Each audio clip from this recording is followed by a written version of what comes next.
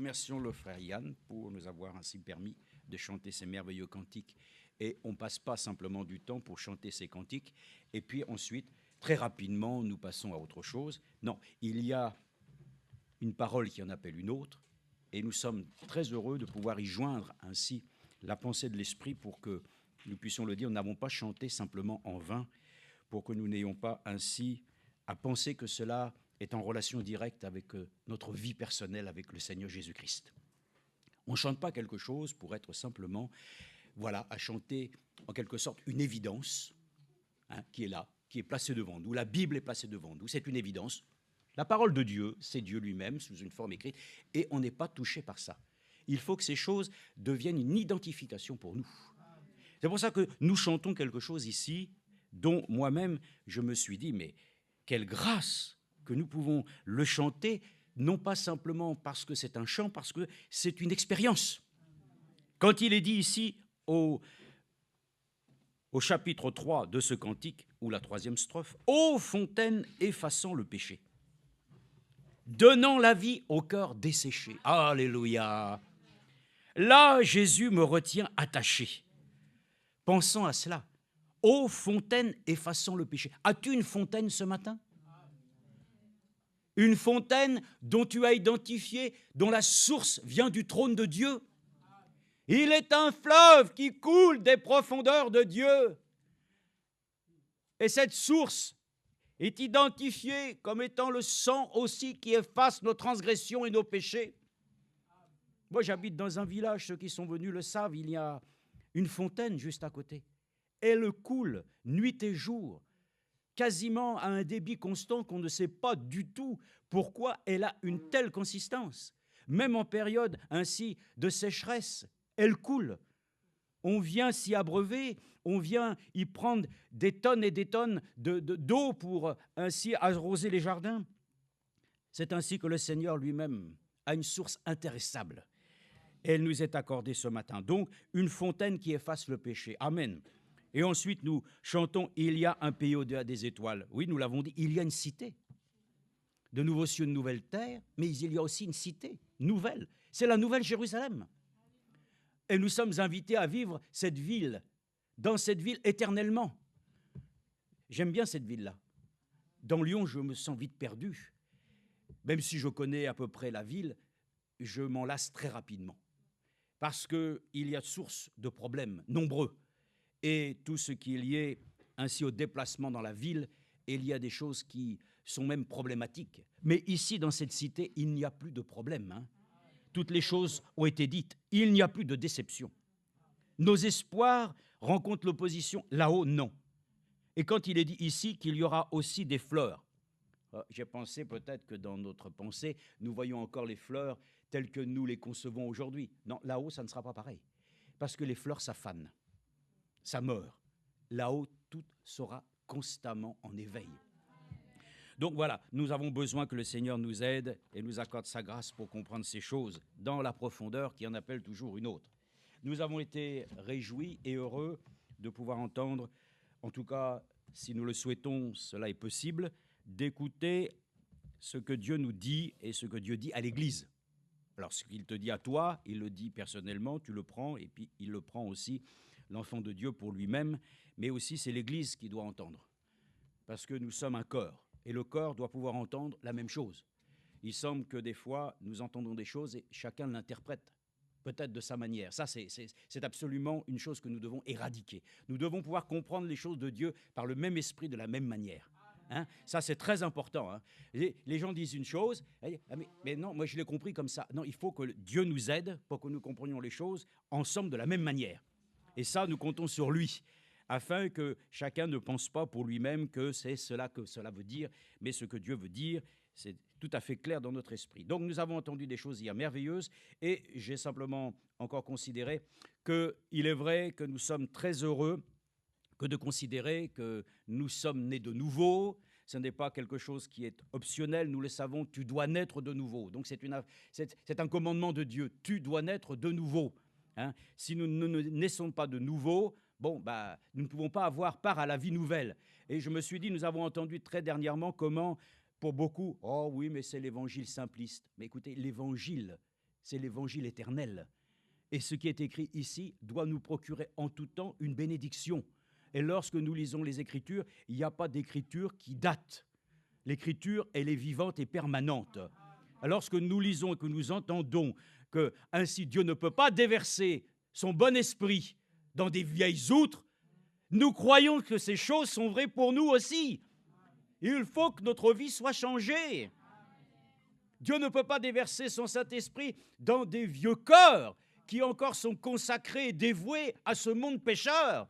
Dieu doit nous accorder une expérience de cette nouvelle naissance où Dieu lui-même peut déverser son esprit. Nous l'avons entendu hier, nous sommes très heureux parce que, nous le savons, c'est par notre Seigneur Jésus-Christ que nous entrons dans cette nouvelle vie. C'est lui-même qui est à l'origine de notre nouvelle vie. Il est le principe, nous l'avons dit, de la nouvelle création qui est en Jésus-Christ. Et hier, nous avons entendu. Et je me suis dit en moi-même, cette question m'est posée. Elle t'est posée à toi. Elle est posée à l'Église. Quelle place nous accordons à notre droit d'aînesse? Vous l'avez entendu ou pas? Moi, si vous ne l'avez pas entendu, je vous pose la question. Quelle place nous accordons à notre droit d'aînesse? Mais notre droit d'aînesse repose sur quoi? L'homme de Dieu a repris tout simplement les choses qui se sont passées avec Jacob et Ésaü. J'aime les lentilles, hein. J'aime beaucoup les lentilles. Mais jamais moi-même je ne pourrais ainsi pour un plat de lentilles vendre mon droit d'aînesse.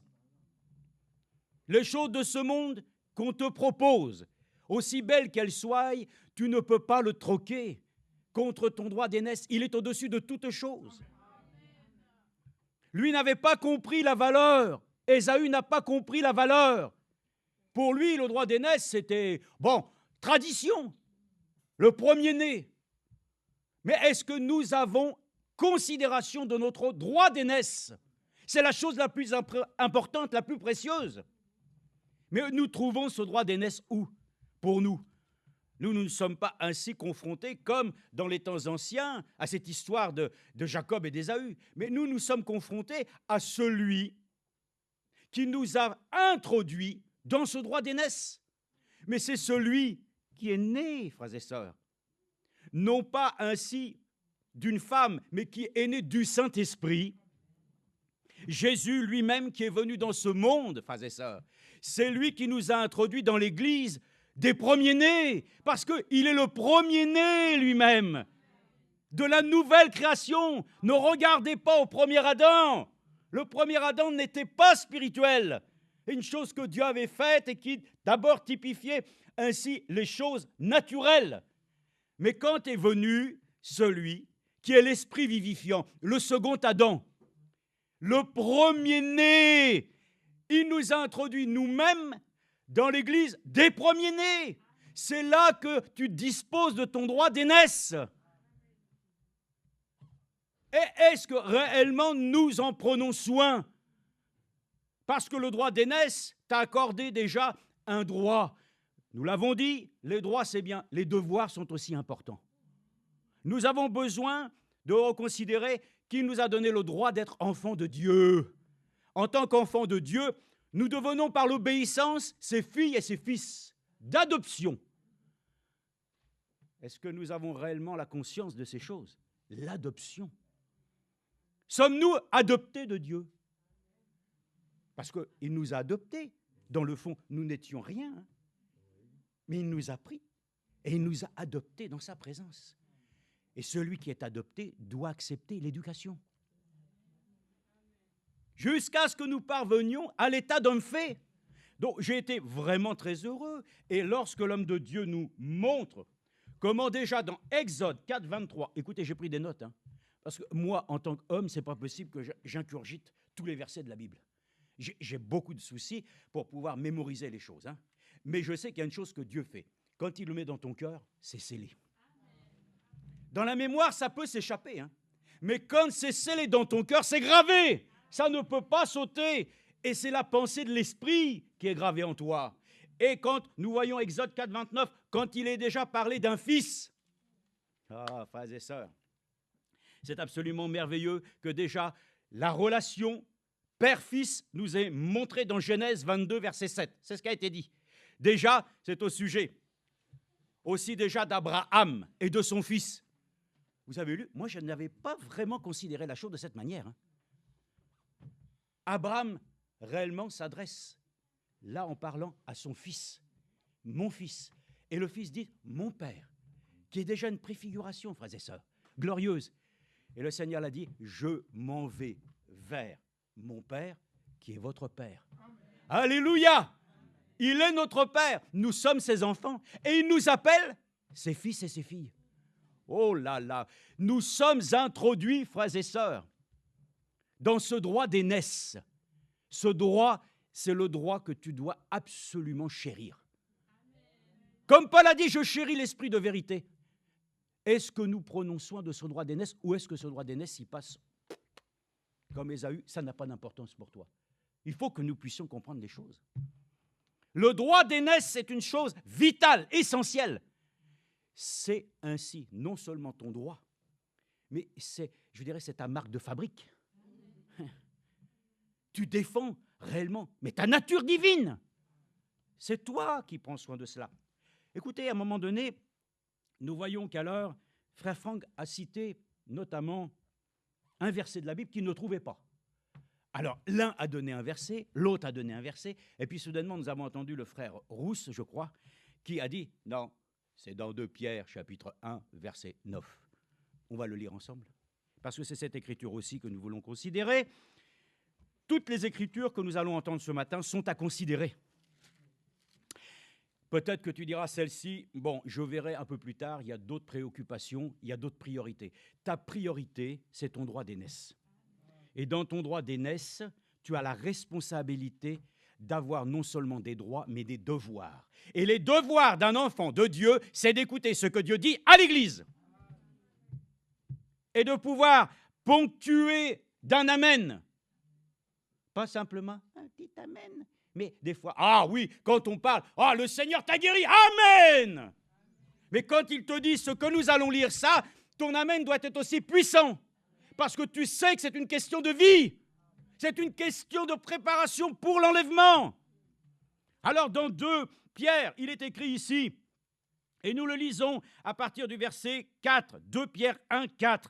Par elle, les promesses les plus précieuses et les plus grandes nous ont été données, afin que par elle vous deveniez participants de la nature divine. Quel glorieux droit d'aînesse, n'est-ce pas? C'était donné au premier-né. Alors bon, moi, mon fils, Jérémie, c'est le premier-né, il doit avoir toutes les bénédictions. Et Timothée, il ne va rien avoir. Benjamin, il ne va rien avoir. Ben, Séphora n'en parle pas, c'est une fille. Ça n'a rien à voir. Ne ramenons pas les choses, frères et sœurs, au raisonnement, d'expliquer, voilà, et puis vous trouvez cette raison uniquement dans l'action que Dieu a accomplie en Jésus-Christ. Dans cette nouvelle alliance, tu trouves ta place en tant que premier-né, tu sois garçon ou fille, parce que nous sommes l'église des premiers-nés. Afin que vous deveniez participants de la nature divine en fuyant la corruption. Oh, tout est corrompu ici-bas. Vous avez vu comment c'est corrompu? N'acceptez pas des pots de vin. Le diable veut te donner des pots de vin. Il veut t'accorder un petit dessous de table. Il veut que tu aies une vie chrétienne ainsi corrompue. Il veut essayer de t'acheter. Ton âme n'est pas achetée. Elle a déjà ainsi été totalement dédiée à ton Dieu, à Jésus-Christ. Notre âme n'est pas à vendre. Il paraît que le Groenland n'est pas à vendre. J'ai entendu ça. Le Groenland n'est pas à vendre. Ben, c'est normal, les gens ils défendent leur... La France n'est pas à vendre. Mais pourtant, tout se vend. Mais nous, notre âme, elle ne peut pas se vendre. Elle a été sauvée. Elle appartient à Dieu. Je veux défendre coûte que coûte ce droit d'aînesse.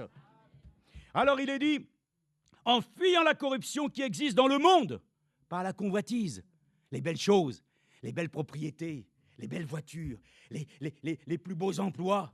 Frères et sœurs, le plus bel emploi que Dieu nous donne, c'est d'être au service du Seigneur. Et lui-même nous placera pour aussi, dans ce monde, exécuter ce que nous devons faire. J'ai été un cheminot, je ne le regrette pas, au contraire, j'ai aimé ça. Oh, et des fois, je me dis encore, si je pouvais encore le faire, je le ferais. Amen. Comme ça me permet de garder la voix. Frères et sœurs, nous sommes heureux d'appartenir au Seigneur.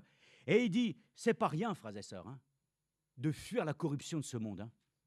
Fuyez les vanités de ce monde. Fuyons tous ensemble, frères et sœurs. Partons très loin, frères et sœurs, de ce qui brille. Et ainsi donc, comme nous l'avons déjà eu exprimé, lorsqu'ainsi Champlain est parti au Québec, hein, il a ramené dans ses bateaux ainsi de l'or, soi-disant de l'or. Ça brillait comme de l'or, mais c'était de la pyrite de fer, qu'on appelle l'or du fou. Ça ne valait rien du tout. Ah, et ça, nous faut un or éprouvé par le feu. Alors il dit, faites tous vos efforts pour joindre à votre foi la vertu, à la vertu la connaissance, vous avez entendu. Les vertus, 3 ici, a été mentionné hier. Si je demande à chacun, il y en a qui vont se gratter la tête. Pas parce que ça démange, mais parce que, mince, c'était quoi? Si vous avez du mal, notez-le. Hein? La prière, 3e vertu. Vous avez entendu? Bon, ok. Alors, pour joindre à votre foi la vertu, à la vertu la connaissance. À la connaissance, la maîtrise de soi. Oh, oh, oh. Nous l'avons entendu hier. Nous avons demandé dans la prière la sagesse de Dieu, pas celle qui vient d'en haut, qui est diabolique. Donc, voyez-vous, on est quand même, je dirais, dans une situation... Voilà, on n'est pas là pour essayer de concilier au mieux. Non, nous sommes là, je dirais, dans la pensée du Seigneur pour que tout devienne une réalité comme Dieu le souhaite. Alors, la persévérance, la piété à la piété, la fraternité à la fraternité, l'amour pour tous les hommes.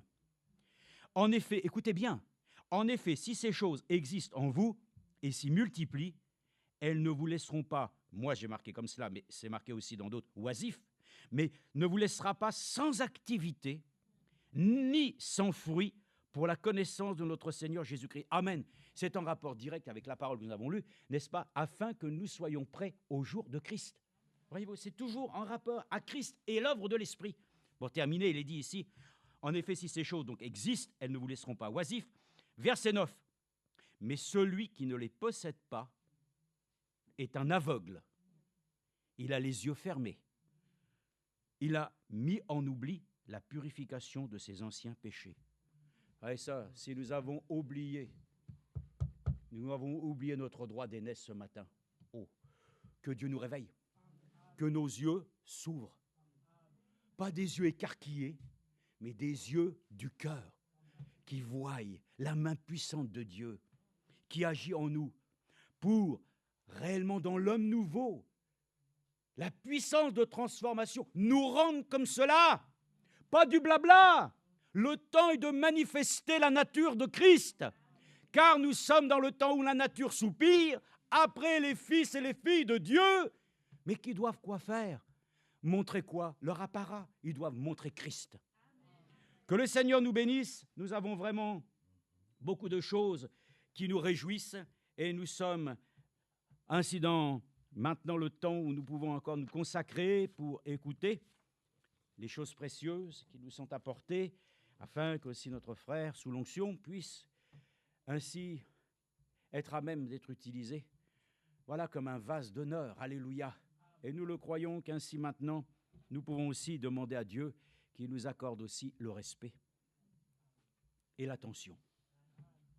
Au nom de Jésus-Christ. Père céleste, il est temps pour nous aussi de reconsidérer notre position d'enfants de Dieu qui trouve, Seigneur, en ce second Adam, l'Esprit qui nous vivifie. Puisse-t-il ce matin encore nous revigorer, nous accorder, Seigneur, à tous, d'avoir les yeux ouverts, avoir un cœur qui puisse encore, ô Dieu, se laisser posséder. Ô Dieu, crée en nous un cœur pur, un esprit bien disposé. Maintenant encore, nous nous en remettons à toi. Que l'onction, Seigneur, repose, ô Dieu, sur ta sainte et précieuse parole, et qu'ainsi les vases utilisés puissent être ainsi aussi à ton honneur. Merci de bénir aussi l'assemblée, qu'il n'y ait pas besoin de monter le chauffage, mais que nous puissions, au contraire, ne pas nous laisser, Seigneur, endormir, mais de rester vigilants et de pouvoir ainsi écouter attentivement. Nous te remercions parce que c'est au nom de Jésus-Christ que nous te demandons, Seigneur, de nous accorder ainsi ta bénédiction. Amen. Nous laissons notre frère.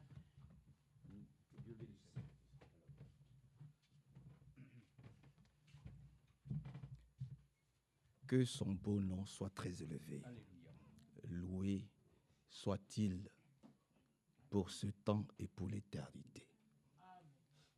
Il s'agit de la stature de l'homme parfait. Amen. Cela commence par 3 choses. La première, c'est Jean chapitre 3, verset 16.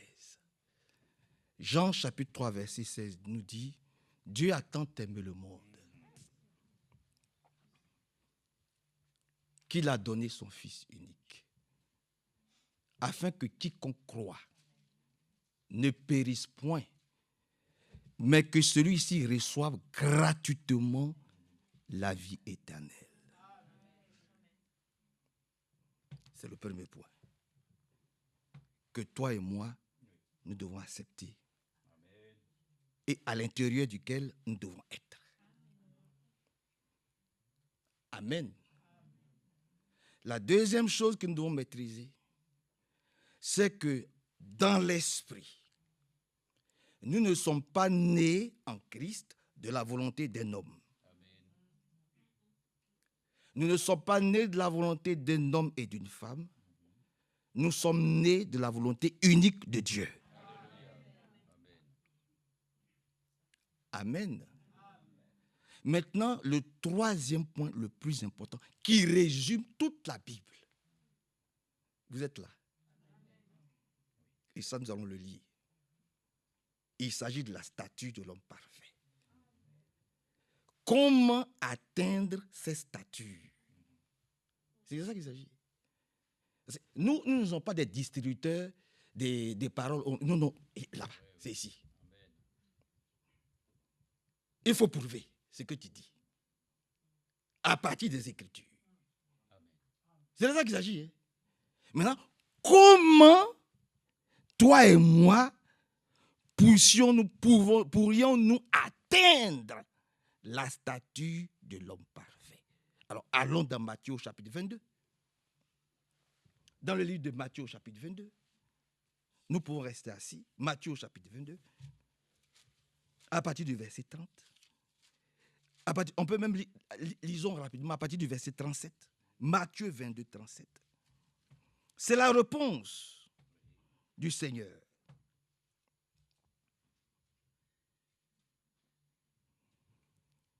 Il y a 2 choses qui sont très importantes que toi et moi nous devons posséder et par laquelle nous devons marcher. Sinon, tout le reste, c'est du blablabla. Matthieu 22, 37. Il est dit, Jésus lui répondit, tu dois aimer le Seigneur, ton Dieu, de tout ton cœur. C'est ça qu'il s'agit. Ça, c'est le premier point. Toi et moi, qui disons que nous sommes les premiers-nés, ce n'est pas la bouche seulement. Ce n'est pas la bouche. Je suis premier-né, je ne sais pas la bouche. C'est ça. C'est ça la preuve. Quand on est premier-né, on aime le Seigneur de tout son cœur. Hein? De toute son âme. J'aime le Seigneur de tout mon âme.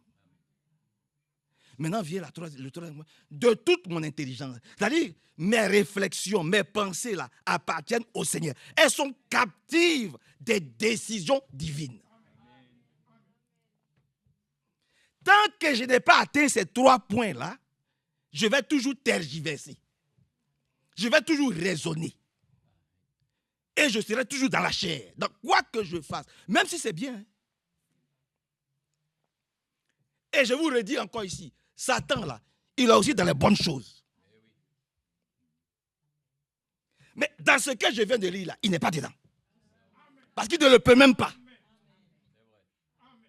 Sinon, si c'est dans la lecture de la parole, lire les brochures, ça c'est facile, tout le monde peut le faire. Puisqu'il cite les versets bibliques. Mais quand tu as aimé celui dont il récite les versets bibliques, quand tu as aimé celui-là de tout son cœur, là, il ne peut pas.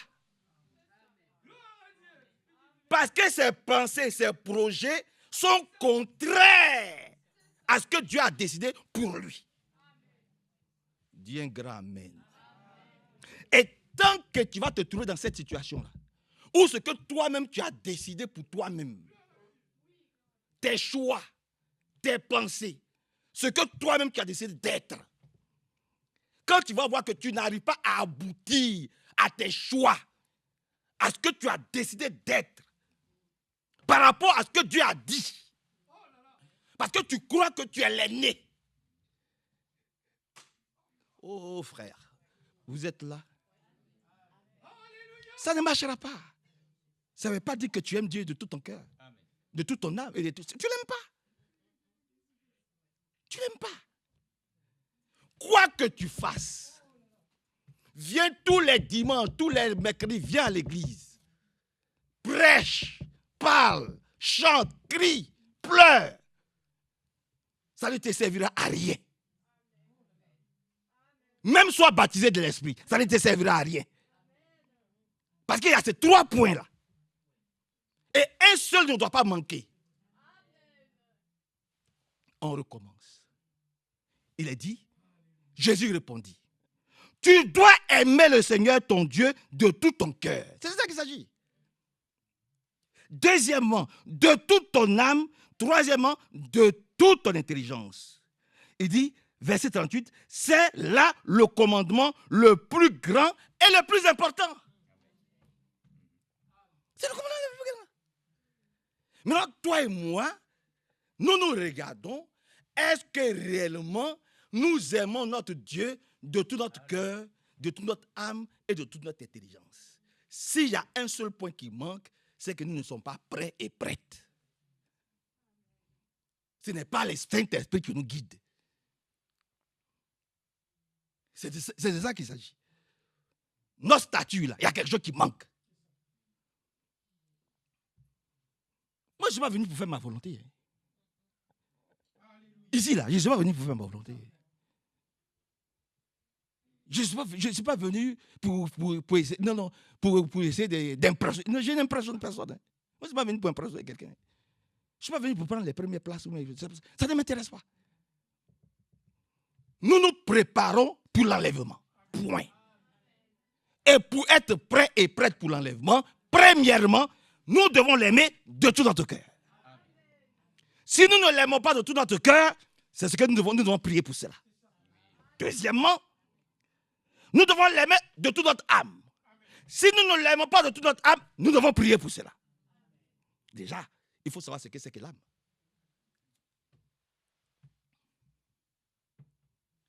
Amen.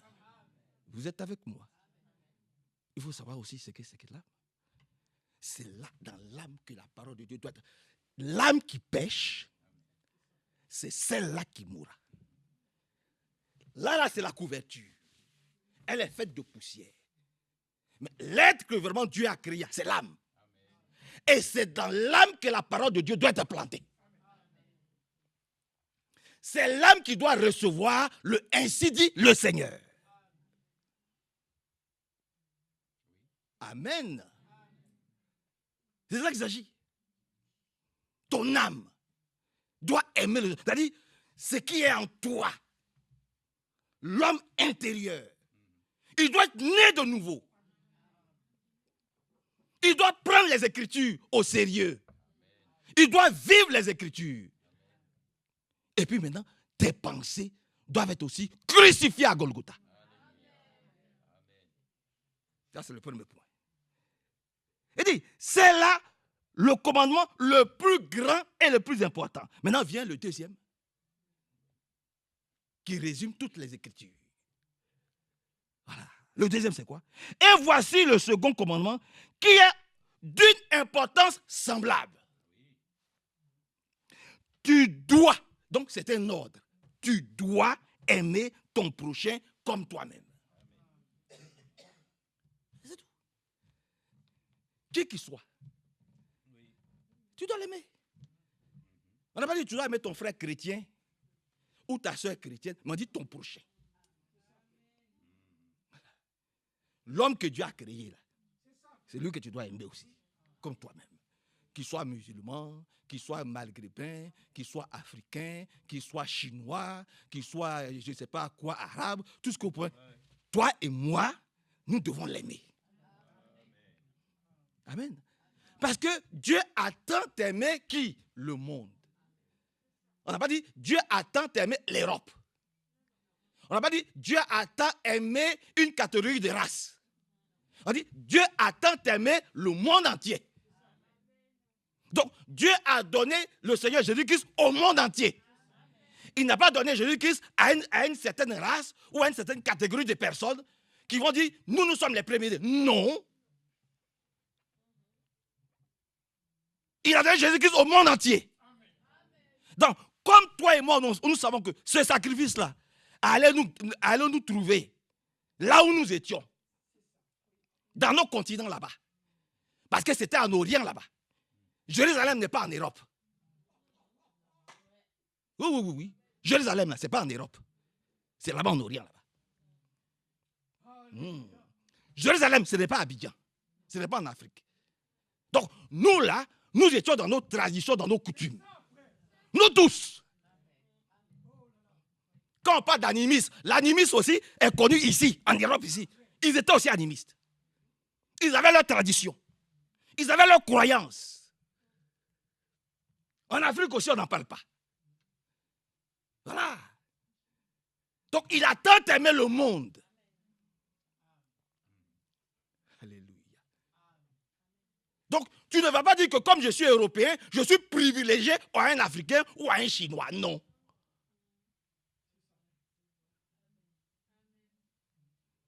Il a aimé le monde.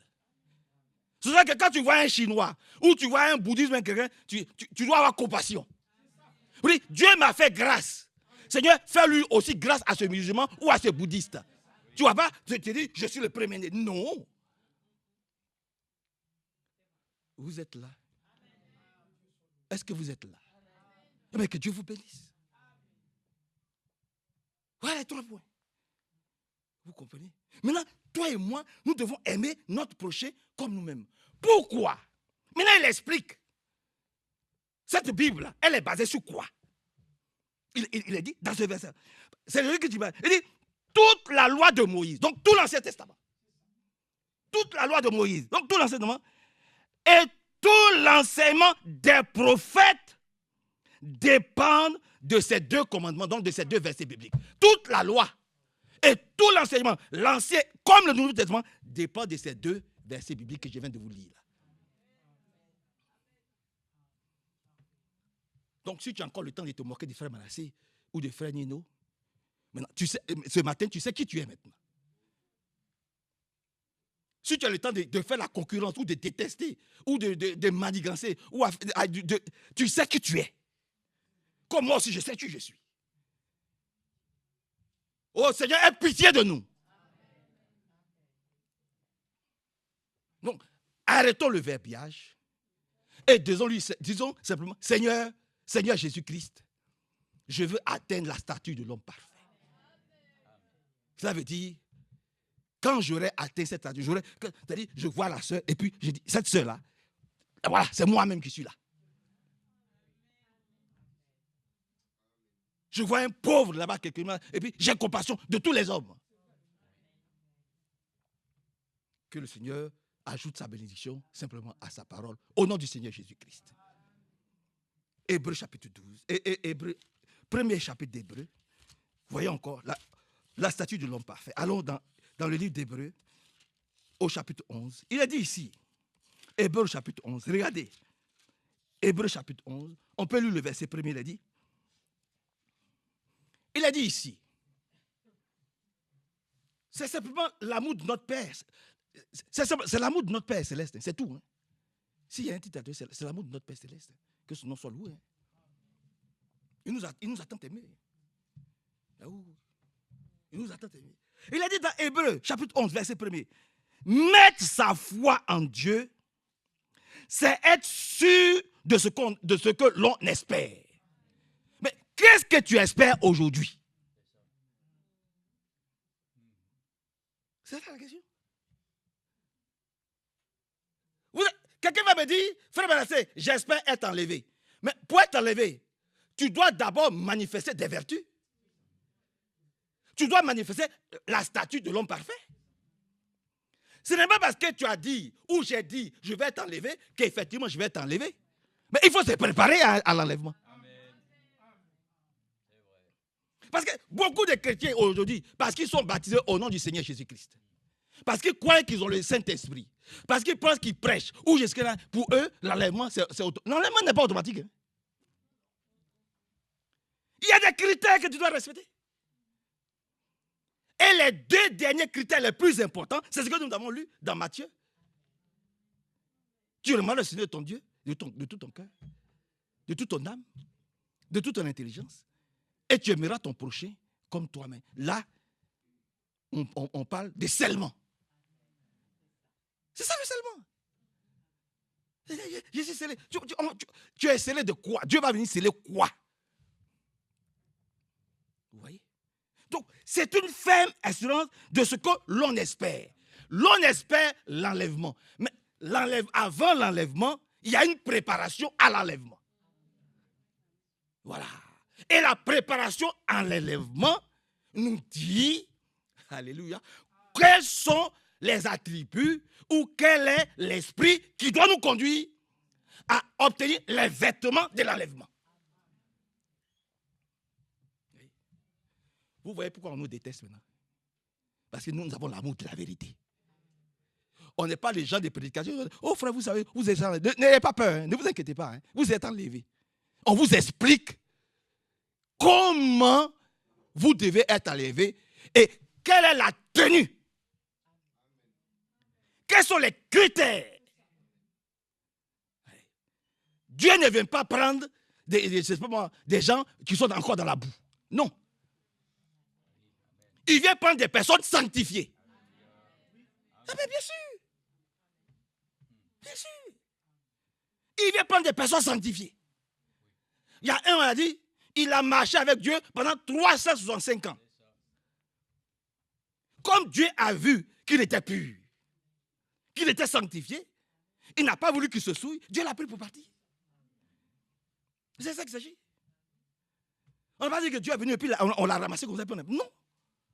Donc là, il est dit, mettre sa foi en Dieu, c'est être sûr de ce que l'on espère. C'est être convaincu de la réalité de ce que l'on ne voit pas. Je ne vois pas l'enlèvement, mais je sais qu'il y aura un enlèvement. Voilà. Ce n'est pas encore arrivé, mais en moi, mon âme soupire après l'enlèvement. Oui. Mon âme n'a pas d'autre projet. Le projet de mon âme, c'est l'enlèvement. Le projet de ma chair, c'est d'être entretenu. C'est d'aller au travail le matin. Et il faut travailler à la sueur de son visage. Ce n'est pas écrit à la sueur de ton front, c'est à la sueur de ton visage. C'est les catholiques qui donc c'est la sueur de ton visage. Ta chair, là, elle a besoin de travailler. Elle a besoin de se nourrir. Voilà. Elle a besoin d'être entretenue. Mais ton âme, là, elle doit se préparer à l'enlèvement. C'est différent. C'est pas pareil. Donc, dans la chair, j'ai des besoins. Mais mon âme aussi a des besoins. Et mon âme doit être nourrie. Mon âme a des projets. Et l'unique projet de mon âme, c'est d'être prête pour l'enlèvement. Oui. Voyez?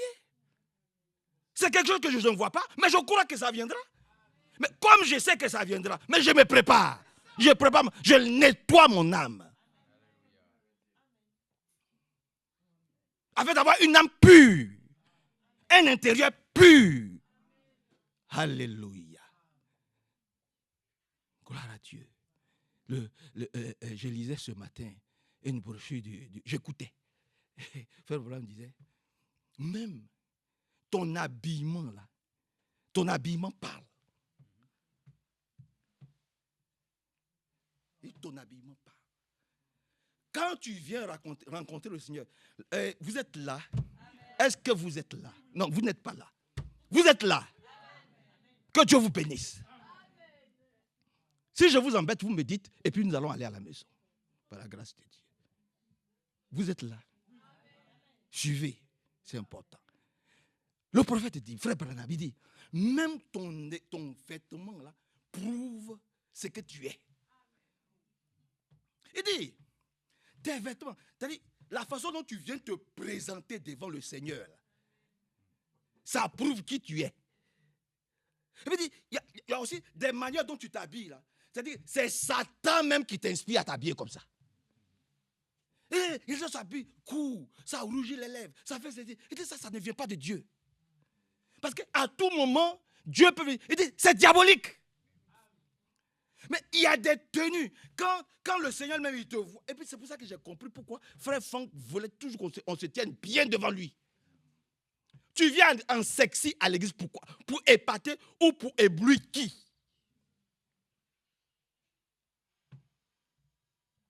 Puisque tu sais que quand tu viens ici, c'est pour rencontrer le Seigneur. Alléluia. Vous comprenez? Donc, nous ne nous habillons pas comme ça parce que pour montrer qu'on a plus d'argent que les autres. Non, non. Nous nous habillons comme ça parce que nous savons qui nous venons rencontrer. Devant qui nous nous tenons. Et pour qui nous travaillons.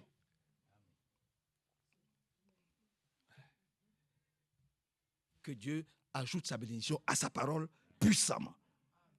Voyez-vous. Il dit, c'est à cause de leur foi que les grands personnages du passé ont été approuvés par Dieu. C'est à cause de leur foi. Mais que le Seigneur nous aide aussi. Afin que nous ayons la même foi que Abraham. Moi, je ne suis pas un professeur d'histoire.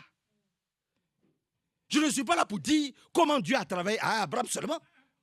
Ça ne m'intéresse pas. Je ne suis pas un cours académique. Hein?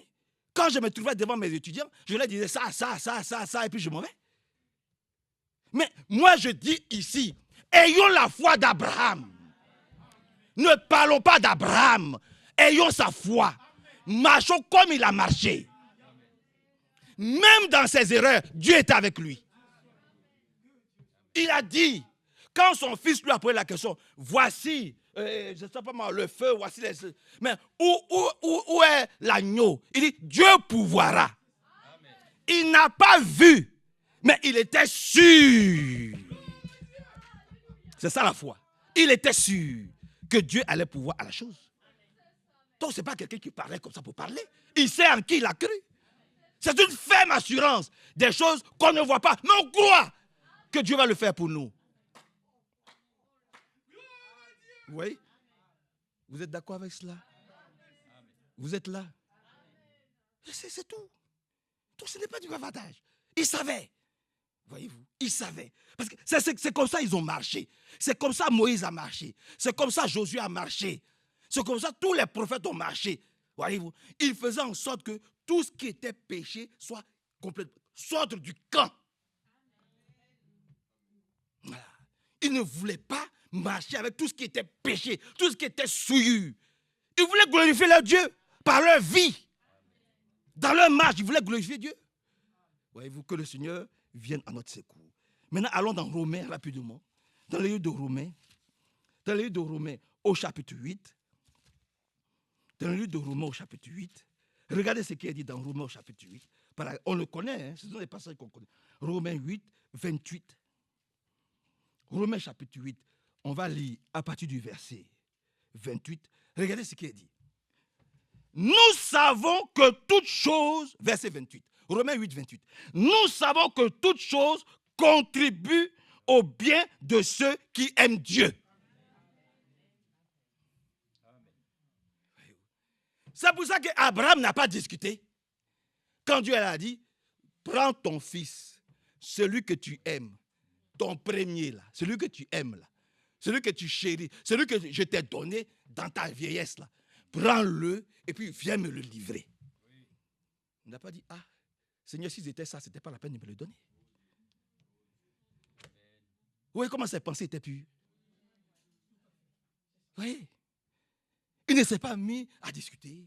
a dit c'est comme ça, c'est ceci, Seigneur, tu me l'as donné, c'est mon seul fils, c'est mon héritier, je n'ai pas eu d'enfant, comment Sarah va être?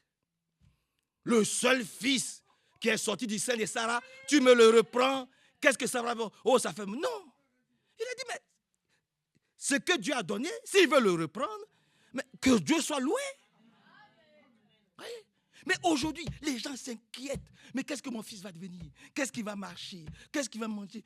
C'est-à-dire, on met Dieu derrière et on se met devant. Comme je l'ai dit hier. Il était le premier à monter dans la barque. On dit, Jésus monta dans la barque le premier. Et les disciples le suivirent. Mais dans la barque, ils l'ont mis derrière et eux, ils se sont mis devant en train de travailler. Et ils étaient en train de traverser le lac. En traversant le lac, il y a eu un grand vent violent. Donc, la Bible dit, ils se sont vus mourir. Comme ils se sont vus mourir, alors ils sont allés derrière pour le réveiller. Vous pensez que Dieu dort? Il était le premier à monter. Donc, quand Jésus monte dans ta vie, premier à monter, laisse-le devant. Même s'il veut se mettre derrière, dis, Seigneur, viens devant, guide-nous, conduis-nous, dirige-nous. Non, non, non, non, non, non, non. Nous sommes des bons pécheurs. On est des pécheurs professionnels. On sait ce qu'on a à faire. Seigneur, va derrière. Repose-toi. Nous, on va bien pagailler. On sait pagailler. Ça fait des années qu'on est dedans. Oh, on est des bons prédicateurs. On prêche depuis des années. Voilà. On sait comment on va diriger l'église. On sait ce qu'on va dire et puis l'église va être remplie. Alors, Seigneur, mets-toi. Non, non. Et puis, ils se sont bien pagaillés. Ils devaient bavader, critiquer à gauche, à droite. Oh, vous avez vu ce frère-là. Oh, vous avez vu ce... Ils devaient être en train de... Oh, je m'imagine des bavadages creux. Des plaisanteries inutiles dans la barque. Il les a regardés comme ça. Il dit, ah, vous m'avez mis derrière, non? D'accord, allons. Vous m'avez mis derrière. Ah, moi je vais vous regarder. Ils ont dit, bon, et si on pêchait? Ils ont dû lancer leur filet. Ils ont dû faire plein de choses. Et puis un vent impétueux s'élève. C'est quand il y a des troubles dans leur vie qu'ils savent crier à Dieu. Mais quand tout paraît être bien là, ils vont au travail, ils se lèvent le matin, ils prennent son café, ils sifflotent, ils s'en rigolent. Oh, mais tout va bien. Mais on va lui donner un coup de téléphone. Là, mais tu as mis, Jésus, il est où? Le Seigneur, tu l'as mis où? Tu veux la paix de tous côtés, mais ton Jésus, là, tu l'as placé où? Il est derrière ou il est devant? Il l'avait mis derrière. Et la Bible dit, il dormait. Quand le vent impétueux s'est levé, qu'il a commencé à avoir des troubles, beaucoup de désagréments, alors ils ont dit, Seigneur, sauve-nous, nous sommes en train de mourir. Et puis il se réveille. La Bible dit, il se réveille. D'un seul mot, il calme la tempête. D'un seul mot, il calme la tempête. Et puis il se tourne vers eux et il dit, mais en qui avez-vous mis votre confiance? En qui? Vous avez mis votre confiance en vous-même. Quand tout paraissait bien là, vous avez mis votre confiance en vous-même. Vous croyez que dans vos micmacs, vous avez mis votre confiance en vous. Vous pensez que ce mariage avec le Seigneur, c'est une affaire de 1 mois, 2 mois, 1 an, 10 ans. Non, non, non. Il y en a qui ont marché 365 ans. Et puis ils ont marché bien. Ce Jésus-là, vous l'avez mis où?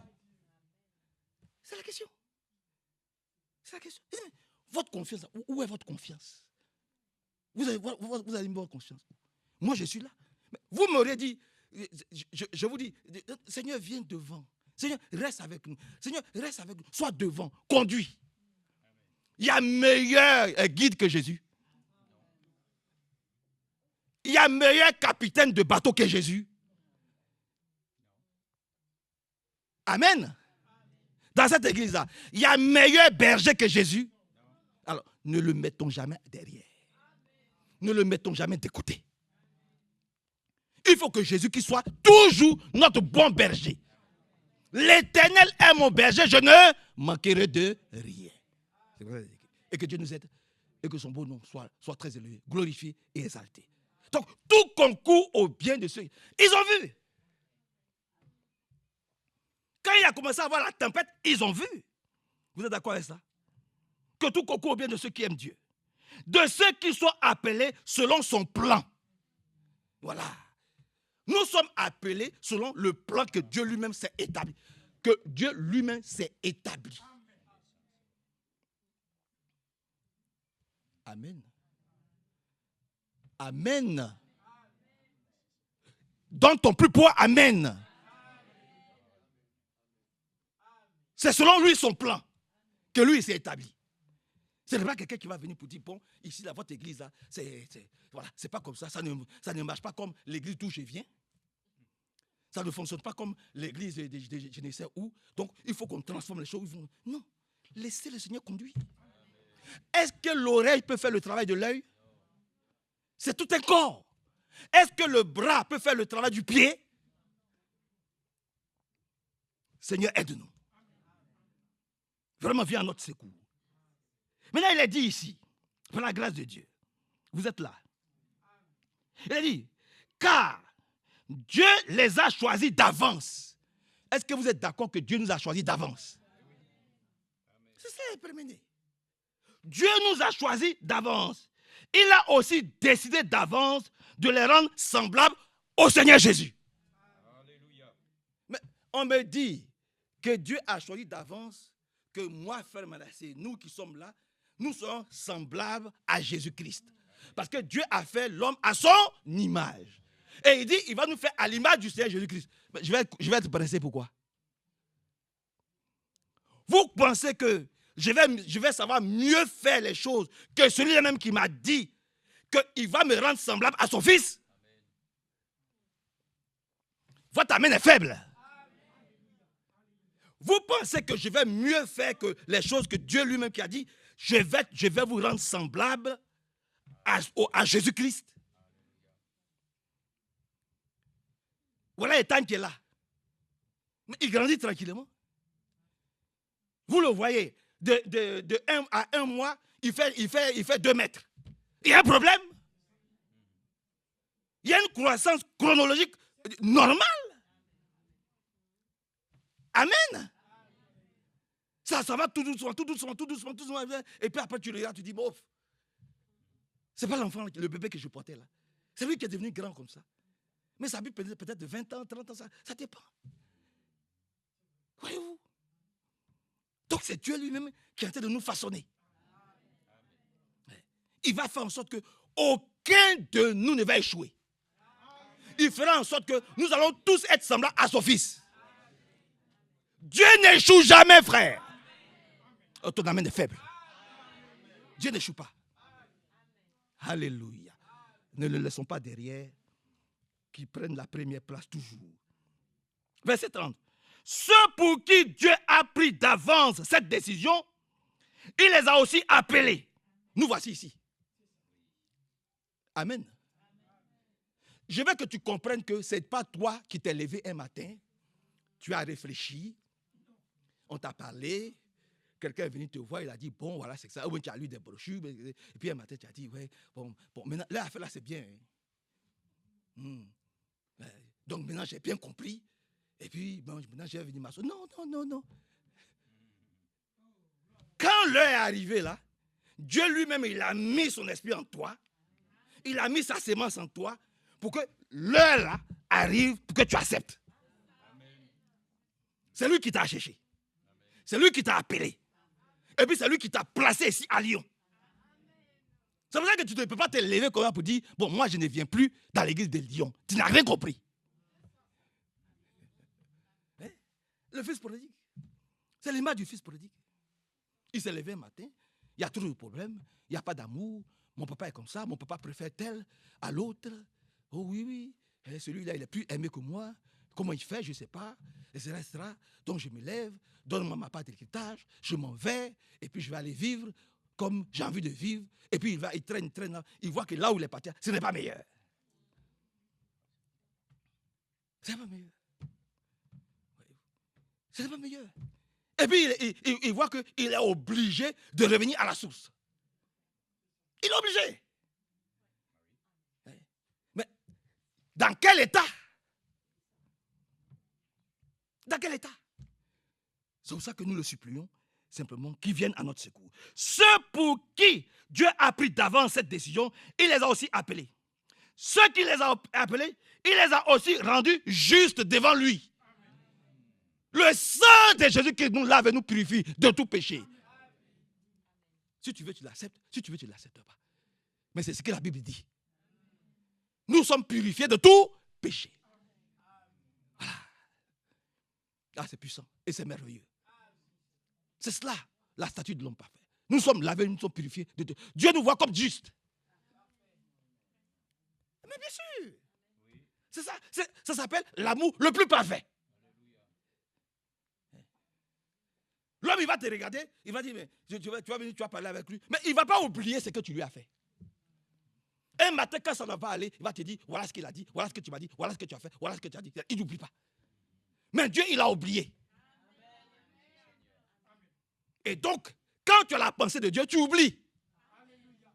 Parce que tu as sa pensée. Mais quand tu n'as pas sa pensée, mais tu l'oublies, mais tu attends. Tu guettes. Tu donnes une occasion pour te venger. La vengeance vient du diable.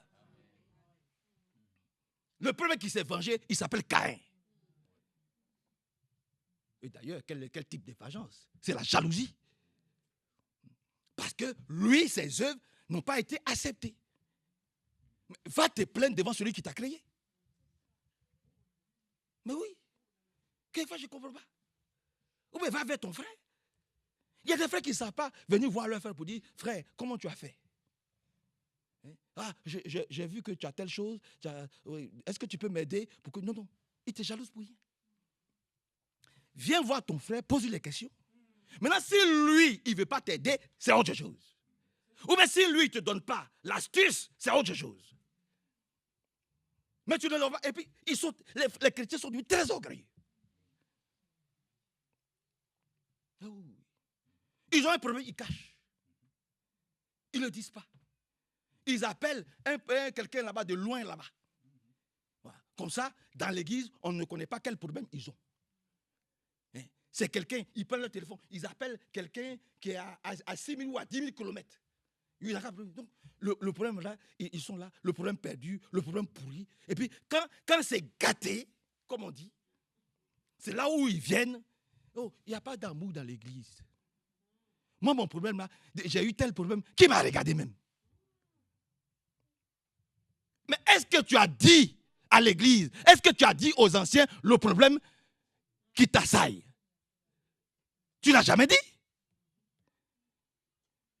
Et c'est quand on sort quelquefois que les autres serviteurs disent, mais hey, dans votre assemblée là, comment c'est comment?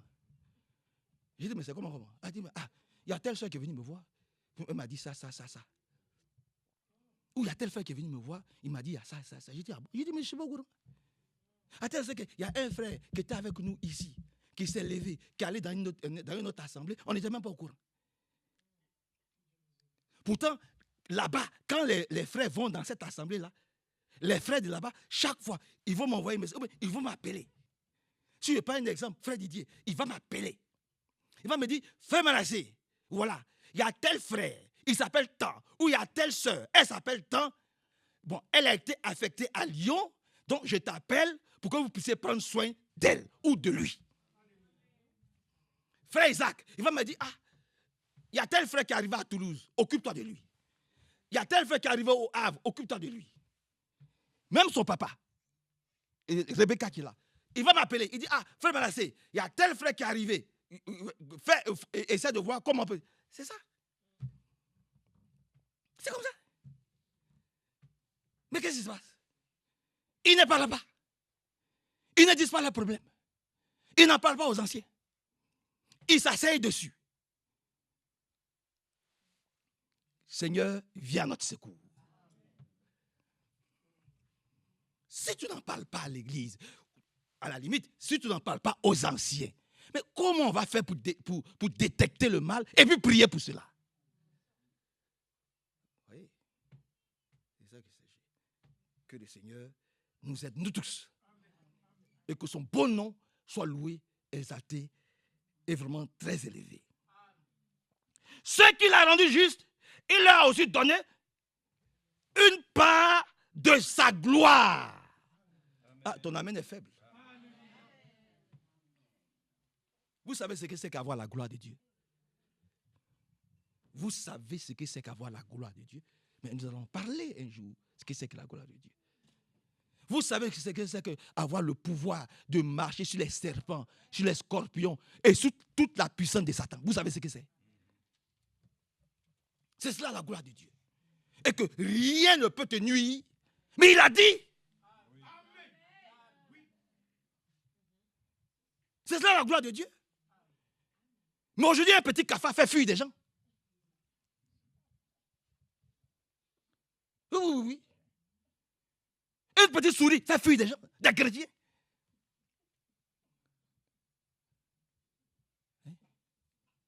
Alors je ne parle même pas de la maladie.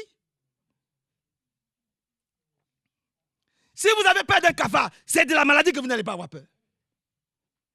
Là où Dieu vous dit, je vous donne ma gloire, je vous donne une partie de ma gloire. Vous marcherez sur les serpents et les scorpions et rien ne pourra vous nuire. Aïe, elle a dit, personne ne pourra vous résister. Mais moi, je crois en cela. Et c'est sur ça que nous marchons. Vous comprenez? Que Dieu soit loué, glorifié et exalté. Vous êtes d'accord avec la parole de Dieu? Vous acceptez la parole de Dieu? Eh bien, que Dieu nous aide. Allons dans Philippiens chapitre 4 rapidement. Dans le livre des Philippiens. Lisons quelques écritures. Dans le livre des Philippiens au chapitre 4. Philippiens chapitre 4. Rapidement. Voyez-vous. Philippiens 4. On peut prendre à partir du verset 10 pour être dans le contexte. Philippiens 4, 10. J'ai éprouvé une grande joie dans ma vie avec le Seigneur. Vous avez enfin pu manifester de nouveau votre intérêt pour moi. Cet intérêt, vous l'aviez déjà, certes, mais vous n'aviez pas l'occasion de me le montrer. Et je ne parle pas ainsi parce que je suis dans le besoin. Non!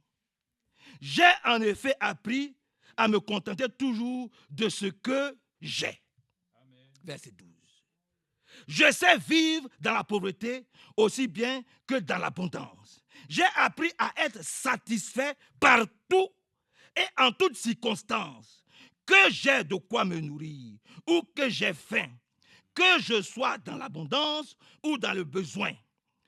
Je peux faire face à toutes les difficultés grâce au Christ qui m'en a donné la force.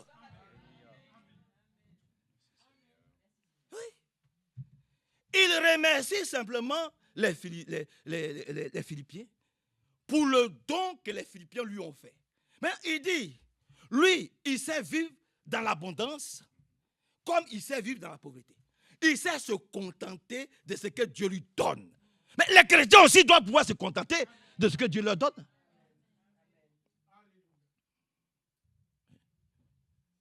Je ne vais pas jeter des coups d'œil à gauche ou à droite par rapport à ce que je vois ou j'entends. Non. Ouais. Mais Seigneur, viens à mon secours. Viens à notre secours, nous tous. Il dit, il sait se contenter de ce que Dieu lui donne. Et nous aussi, je l'ai déjà dit ici. Nous donnons, nous payons la dîme de la dîme. Frère Nino est là. Nous payons la dîme de la dîme à Krefeld. Au commencement, on payait la dîme de la dîme, on coupait en deux. Frère Nino, c'est pas ça. Voilà. On coupait en deux la dîme de la dîme. On donnait une partie au frère Barillier à Lausanne et une partie au frère à Krefeld. Bon, les deux ne sont plus là. Mais il faut qu'on continue à payer. Ah, mais bien sûr. Ah, mais bien sûr.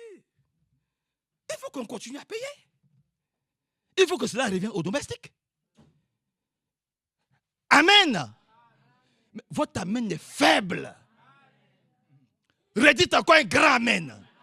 C'est de ça qu'il s'agit. C'est de ça qu'il s'agit. Si nous avons eu la force de dire, il faut qu'on paye la dîme de la dîme. Il faut qu'on donne cette dîme de la dîme. Il faut qu'on fasse ce don à Krefeld. Et on a bien fait de donner. Combien de personnes le faisaient? Il y en a très peu. Mais nous, on le faisait. Parce que nous croyons que c'est biblique. Il fallait soutenir l'œuvre là-bas. Combien de fois frère Franck nous a dit merci? Parce que tous les mercredis, il devait aller en voyage missionnaire. On n'a jamais voulu recevoir comme ça les brochures. Oh, l'imprimé doit fonctionner. Il y a l'électricité, il y a le papier. Hein? Lausanne, il y a l'électricité, il y a le papier, il y a l'imprimerie. Frère Nino. Logique. Donc nous avons participé. Et ça dure depuis près de 30 ans que nous participons. Maintenant, aujourd'hui, et ça d'ailleurs, ça va continuer. Celui qui n'est pas d'accord, il lève la main. Bon, tout le monde est d'accord. Donc, ça va continuer. Nous allons continuer à payer la dîme de la dîme. Et que Dieu vous bénisse. C'est là que nous serons puissamment bénis. C'est-à-dire qu'il faut que l'ordre soit... C'est-à-dire il fallait que les 12 pierres puissent être mises en ordre. Vous êtes là? Vous êtes là? Il fallait que les choses puissent être mises en ordre. L'église doit être en ordre de bataille. Voilà. Et chaque chose doit être mise à sa place. Afin que lorsque le feu de Dieu descendra, que tout soit consumé. De la façon la plus merveilleuse possible. Que le Seigneur nous bénisse. Au nom du Seigneur Jésus-Christ. Jean chapitre 14. Donnez-moi 5 minutes. Jean au chapitre 14, par la grâce de Dieu. Jean au chapitre 14. Il est dit ici, par la grâce de Dieu. Si Jésus-Christ n'ouvre pas le chemin pour nous, nous n'allons pas pouvoir ouvrir le chemin. Ce n'est pas possible. Je recommence. Je ris parce que moi-même, j'ai l'expérience de ça. Alléluia. Je voulais aller m'installer au Canada, mais ce n'était pas la volonté de Dieu. J'ai tout fait pour ouvrir du chemin. Ça a toujours été bloqué, parce que ce n'était pas sa volonté. Et ça, je sais que c'est lui qui a bloqué. Si le Seigneur n'ouvre pas le chemin, tout ce que nous allons faire est voué à l'échec. C'est ce que je voudrais que nous puissions déjà lire. Laissons le Seigneur Jésus-Christ progresser. Tant qu'il progresse, nous pouvons aussi suivre le chemin ouvert. Il dit, par la grâce de Dieu, le verset 6, 14, 6, il dit, Jésus lui répondit, je suis le chemin.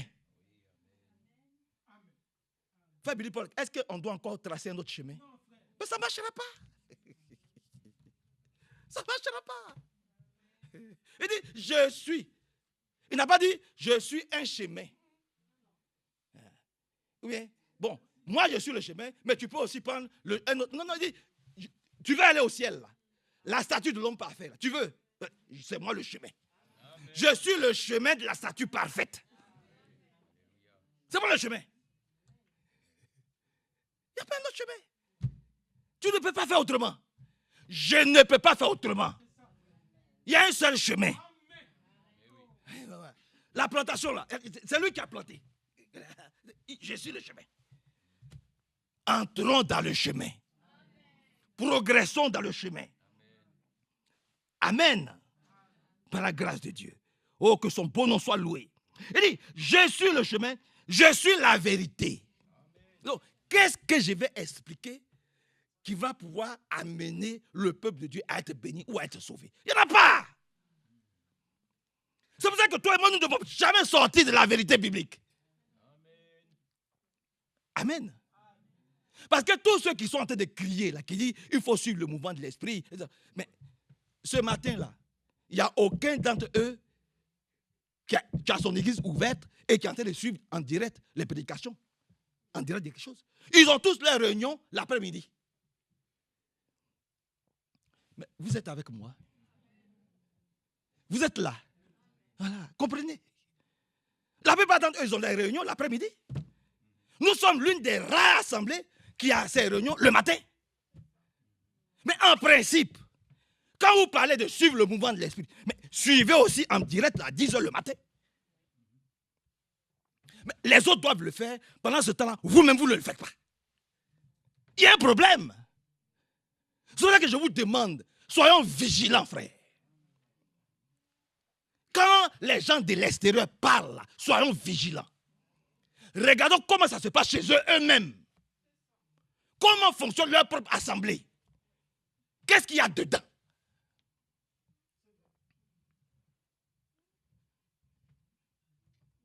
Mais bien sûr. Bien sûr. Vous comprenez? Restons tranquilles. Les songes, les visions, attention. Il ne faut pas que quelqu'un va venir vous tromper avec des songes ou des visions que Dieu lui aurait dit. Il faut que tout ça soit examiné à la lumière de la parole. Personne ne viendra nous faire peur par une vision ou bien par chose. On en a tellement entendu.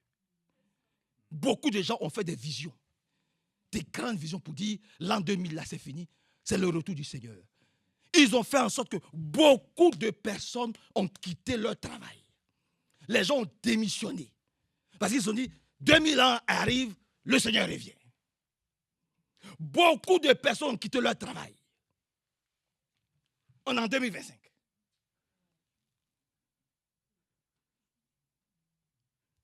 Vous comprenez?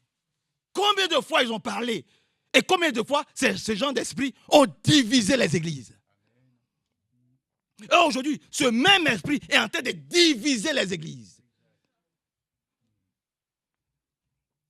Ah oui. Des frères sortent. Des sœurs sortent. Parce qu'ils ont eu des visions. Ils ont eu des songes. Dieu m'a dit, Dieu m'a dit, Dieu m'a dit. Notre Dieu que nous servons n'a jamais divisé son propre corps.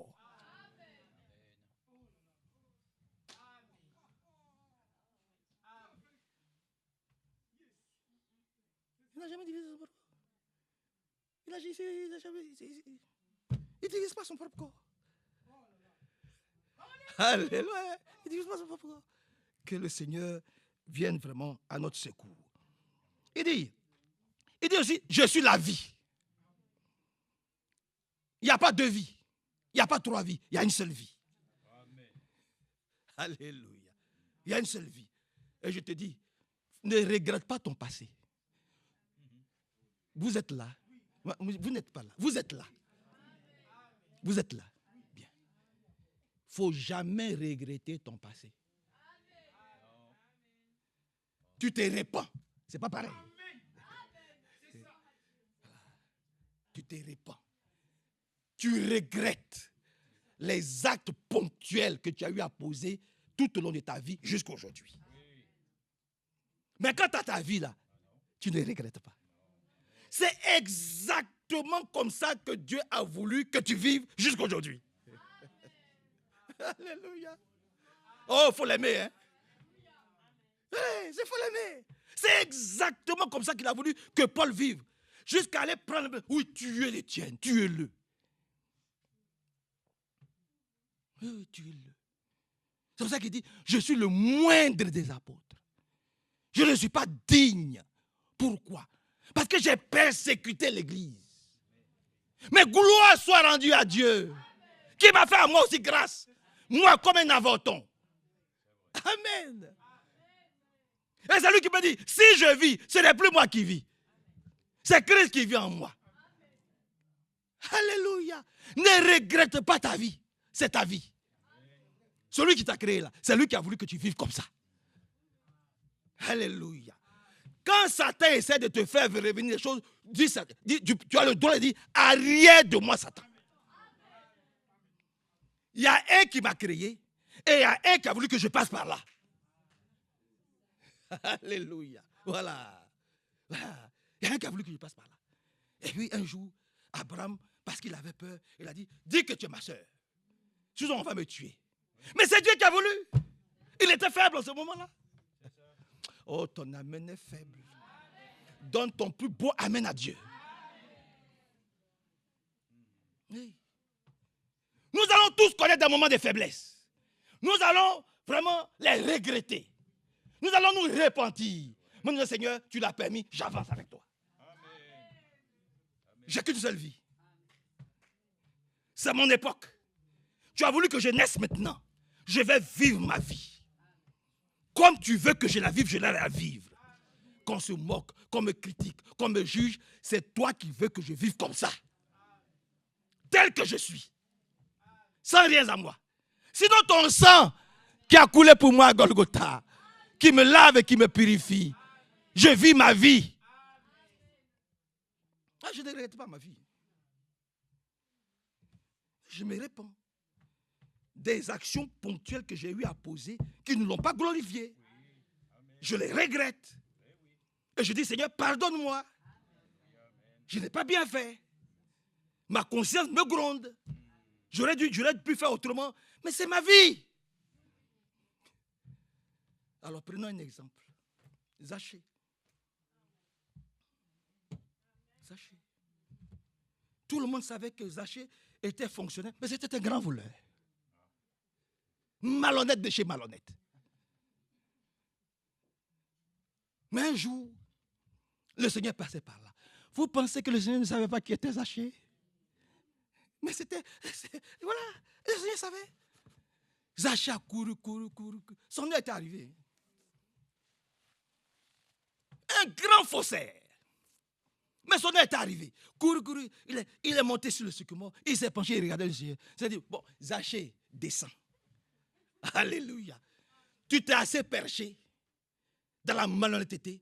Tu t'es assez élevé dans le vol, dans le mensonge, dans les maladies. Longtemps tu as été malade, Zachée, ça suffit. Descends maintenant du sycomore. Parce que maintenant, je vais entrer dans ta vie. Cette maladie-là, elle doit te quitter.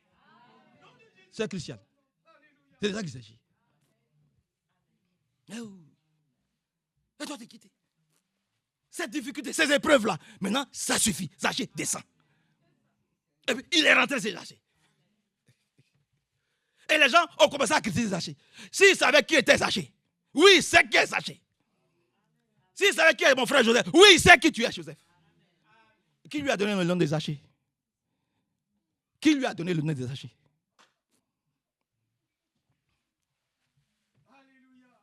Il connaissait Zachée. Et Zachée descend. Aujourd'hui, là, c'est dans ta maison que je vais être. Maintenant, Zachée se répand. Il regrette ses actes. Il dit, Seigneur, tu es rentré dans ma vie. Il faut que maintenant, je mette de l'ordre dans tout le désordre que j'ai eu à faire. Je vais mettre de l'ordre. Comme tu es entré. Et que maintenant, je vais atteindre la statue de l'homme parfait. Il faut que par ta grâce, je mette de l'ordre dans ma vie. Alors, si j'ai fait du mal, il faut que je répare le mal. Il faut que je répare. Donc, il veut, c'est Christiane. Il y a eu un jour, vraiment, je n'étais pas aimé, tu as dit, j'ai pas aimé, pardonne-moi. C'est Evelyne. Il y a un jour, pardonne-moi. Et puis, on va de l'avant. Il met de l'ordre. Que Dieu nous bénisse. Que son grand nom soit élevé, glorifié et exalté. C'est cela son amour. Nous l'aimons simplement. Nous l'aimons de tout notre cœur. Il est le chemin, il est la vérité et la vie. Personne ne peut aller au ciel autrement que par moi. Tu ne peux pas. C'est ce que j'explique à mes amis musulmans. Vous dites Jésus va venir vous chercher. Je dis ce n'est pas possible. Vous ne connaissez pas qu'il est Dieu. Oui. Vous ne le connaissez pas. Nous le connaissons, mais vous ne le connaissez pas.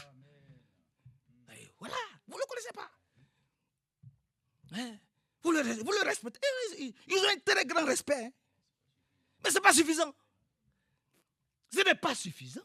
Ce n'est pas vous que Jésus va venir. Jésus qui vient chercher l'épouse, son épouse. Ce que vous n'êtes pas. Que Dieu nous aide, nous tous. Romains chapitre 6, rapidement. Romains au chapitre 6. Lisons maintenant les Écritures. Romains au chapitre 6. Je vais aller rapidement. Romains chapitre 6. Regardez ce qui est dit ici. Romains chapitre 6, verset 23. On peut même commencer à partir du verset 20. Il dit, quand vous étiez esclaves du péché, vous étiez libres par rapport à ce qui est juste. Qu'avez-vous gagné à commettre alors des actes dont vous avez honte maintenant? Parce que c'est ça. Quand réellement tu es gagné par le Seigneur et que tu regrettes, mais tu as honte des actes que tu as eu à poser. Mais bien sûr. Tu dis, ah, c'est moi qui ai pu dire ça. C'est moi qui ai pu regarder ces images-là.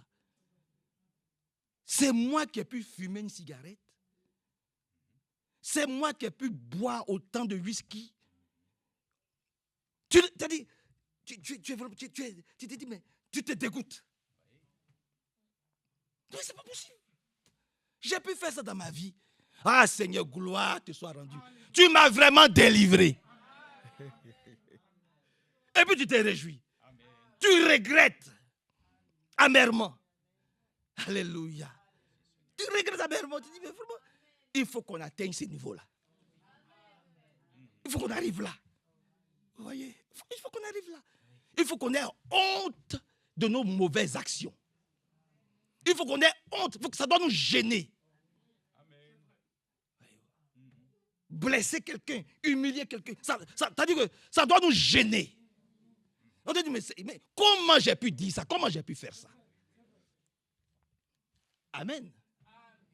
Que le Seigneur vraiment vienne en secours. Verset 22. Mais il dit, mais maintenant, vous avez été libérés du péché et vous êtes au service de Dieu. Dis un grand amen. Frère Dadi, tu es d'accord avec cela? Nous sommes au service de Dieu. Ah oui. Être au service de Dieu, c'est de faire la volonté de Dieu. Sur tous les plans. Amen. Ouais. Et bien on continue. Vous y gagnez d'être dirigé dans une vie sainte et de recevoir à la fin la vie éternelle. Je recommence parce que ça c'est très important. Par la grâce de Dieu. Je recommence.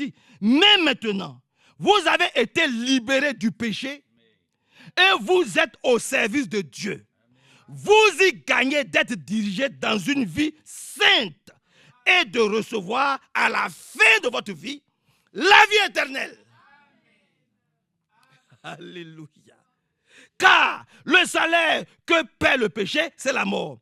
Mais le don que Dieu accorde gratuitement, c'est la vie éternelle dans l'union avec Jésus-Christ. Et c'est ce que vous êtes. Nous sommes unis à Jésus-Christ. Mais ailleurs, il faut payer le purgatoire. C'est une question d'argent. Permettez que je n'entre pas dans les détails. Ici, il a dit que c'est gratuit. Mais ailleurs, il faut payer. Dans le monde, il faut payer. Pour avoir une petite place, il faut payer. Et chaque année, il faut encore payer. Ta famille doit payer. Mais la vie éternelle, c'est gratuit. Alléluia. C'est gratuit, c'est Evelyne. La vie éternelle, c'est gratuit. Parce que nous sommes unis à Christ. Et nous sommes délivrés du péché.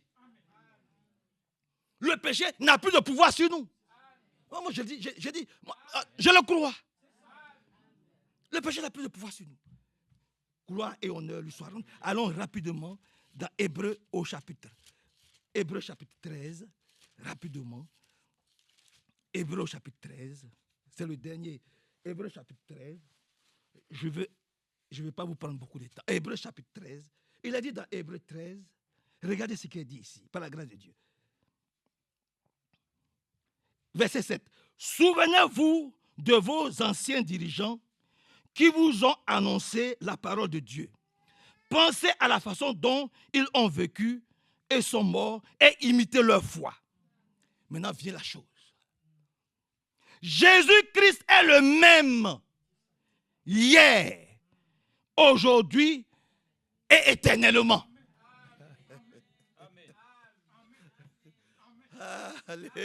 Alléluia. Alléluia. Oh, c'est merveilleux. Jésus-Christ, il est le même. Donc, s'il a pu faire pour Pierre, il a pu faire pour Abraham, il a pu faire pour Moïse, il a pu faire pour Josué, il a pu faire pour Sarah, il a pu faire pour Anne, il le fait encore aujourd'hui pour toi et moi. Oui, il est le même. Alléluia. Il est le même. Tout ce qu'il a fait hier, il le fait encore aujourd'hui. Alléluia. Il est le même. Et nous vivons, c'est comme ça que nous marchons, c'est comme ça que nous vivons. Gloire, honneur, lui soit vraiment. Jésus-Christ est le même hier, aujourd'hui et pour toujours. Alléluia. Ne vous laissez pas égarer par toutes sortes de doctrines étrangères. On en vient. C'est ce que je disais tout à l'heure. Il dit, ne vous laissez pas égarer par toutes sortes de doctrines étrangères. Il est bon d'être fortifié intérieurement par la grâce de Dieu et non par les règles relatives à des aliments. Ceux qui observent de telles règles n'en ont jamais tiré aucun profit. Aucun profit. Galates chapitre 2, et nous allons prier par la grâce de Dieu. Galates au chapitre 2, je vais trouver. Galates au chapitre 2. Est-ce que je peux trouver Galates rapidement? Galates au chapitre 2. Galates au chapitre 2. Pour aller vite, Galates au chapitre 2.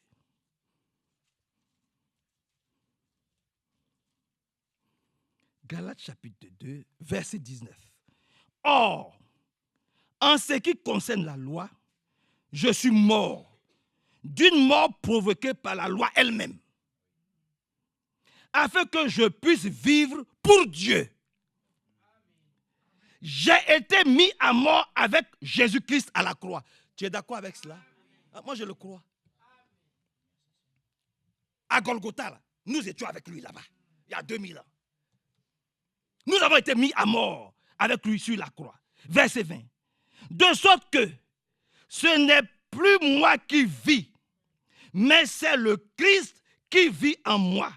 Car ma vie humaine actuelle, je la vis dans la foi au Fils de Dieu, qui m'a aimé et a donné sa vie pour moi. Amen. Maintenant, il dit, je refuse de rejeter la grâce de Dieu. Toi aussi, non? Moi aussi. Je refuse de rejeter la grâce de Dieu. En effet, si c'est au moyen de la loi que l'on peut être rendu juste aux yeux de Dieu, alors Christ est mort en vain. Non, il n'est pas mort en vain. Je refuse de rejeter la loi. Je recommence le verset 20. De sorte que ce n'est plus moi qui vis, mais c'est le Christ qui vit en moi. Ça, je le crois aujourd'hui et je le croirai pour toujours. Si je vis, ce n'est plus lui qui vit pour moi. Ce n'est plus moi qui vis. C'est lui qui vit pour moi. Voilà. Parce que je lui ai consacré ma vie tout entière. Je lui livre ce que je suis. Seigneur, prends-moi et fais de moi ce que tu veux. Ce qui te plaît. Alléluia. Je veux marcher dans ton chemin. Dans ta vérité. Dans ta vie. Fais de moi ce que tu veux. Que Dieu nous bénisse.